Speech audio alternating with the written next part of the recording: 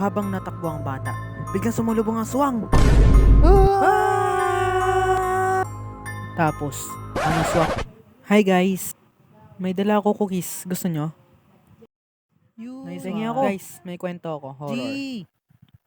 Isang araw, sa isang baryo. Ay, teka. Nakalimutan ko ulit. Ayun, okay.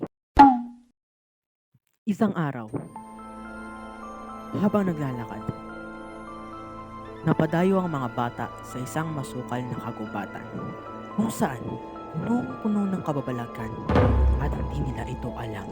Sila ay sina Crins, Miro, at Bantot. Wow, sa dami-daming pangalan niyan pa talaga ha. Okay na yan, arte mo.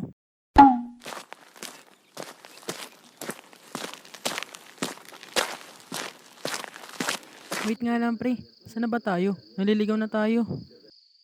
Hindi yan, alam ko tinatahak natin.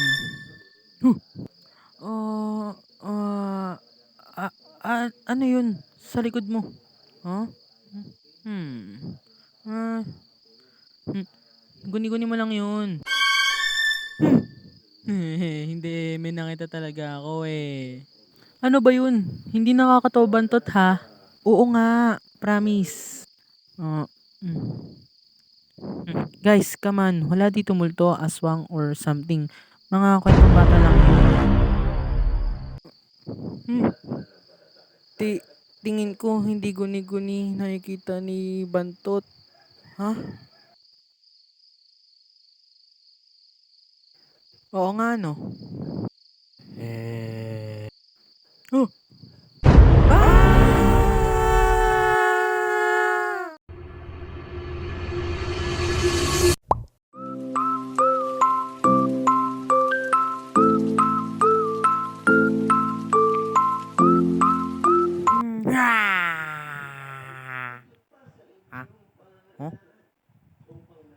Di ba dapat matatakot kayo?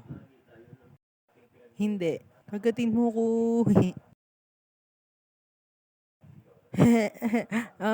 Ako din. Wow ha, pag pogi sige, pero pag pangit iw. Hindi talaga ako kayo tatakbo. Kakainin ko kayo. Guhe.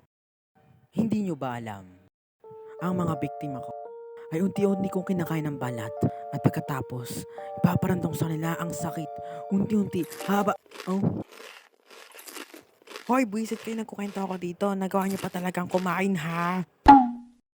Hindi talaga ako tatakbo? Hindi, dami mong dada. Okay. Patay. The end. Pre, ano yung nasa likod mo?